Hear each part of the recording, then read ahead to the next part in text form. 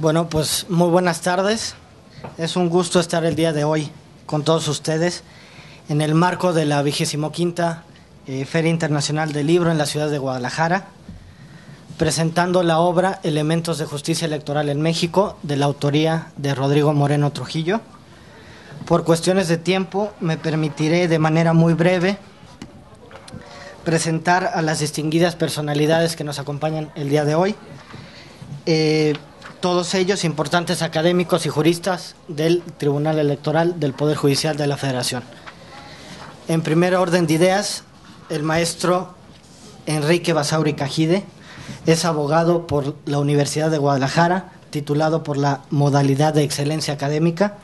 Estudió la maestría en Derecho Electoral en el Instituto Prisciliano Sánchez del Tribunal Electoral del Poder Judicial del Estado de Jalisco. Es secretario de Estudio y Cuenta del Tribunal Electoral del Poder Judicial de la Federación durante el proceso del 2006 y desde el 2008 a la fecha. Ha sido conferencista y expositor en diversos foros nacionales e internacionales. En el año de 1998 se desempeñó como ayudante de investigador nacional nivel 3. Ha publicado diversos artículos en revistas especializadas en Derecho Constitucional. Sin más, cedo el uso de la voz al maestro Enrique Basauri Cajide. Muchas gracias. Buenas tardes. Quisiera yo comenzar por expresar mi agradecimiento a mi amigo Rodrigo por invitarme esta tarde a hacer algunos comentarios acerca de su libro Elementos de Justicia Electoral en México. Este libro ya tiene una gran trayectoria, además obviamente de la trayectoria del autor. El libro por sí también ya cuenta con una buena trayectoria, no obstante que fue publicado recientemente. Este libro ha sido presentado en el Senado de la República, en la Sala Superior del Tribunal Electoral del Poder Judicial de la Federación, donde nos desempeñamos, en el Instituto Electoral y de Participación Ciudadana del Estado de Jalisco, y además recientemente tuvimos la fortuna de participar en una mesa redonda en la ciudad de Valencia, en España, también comentando este libro. Entonces, como les digo, ya cuenta el libro por sí solo con una gran trayectoria. Quisiera comentarles y ser muy breve, en obvio del tiempo que disponemos para nuestro comentario, que cuando estuvimos presentando este libro en la ciudad de Valencia, en España, coincidió precisamente que fue el fin de semana en donde se celebraron las elecciones en España para elegir al jefe de gobierno, así se llama la figura del presidente en España. Y entonces coincidió que anduviéramos por allá y nos llamó mucho la atención y estuvimos pues al pendiente en las noticias, en los periódicos, de cómo se desarrollaban las elecciones allá. Lo primero que nos llamó la atención es el domingo de la jornada electoral. Salimos a la calle, estábamos paseando y se nos hizo raro que no encontrábamos casillas. Empezamos a pasear por plazas, por distintas calles, no encontrábamos casillas. Y de repente estábamos paseando por la hermosísima ciudad de Toledo y entramos a un edificio y era la sala de cabildo del ayuntamiento de la ciudad de Toledo. Y curiosamente ahí encontramos la primer casilla que habíamos visto en todo el día. Entonces es curioso ver cómo, por ejemplo, aquí en México, el instalar las casillas en oficinas públicas o en oficinas de gobierno está prohibido. Y sin embargo allá la primera casilla que encontramos está en el ayuntamiento.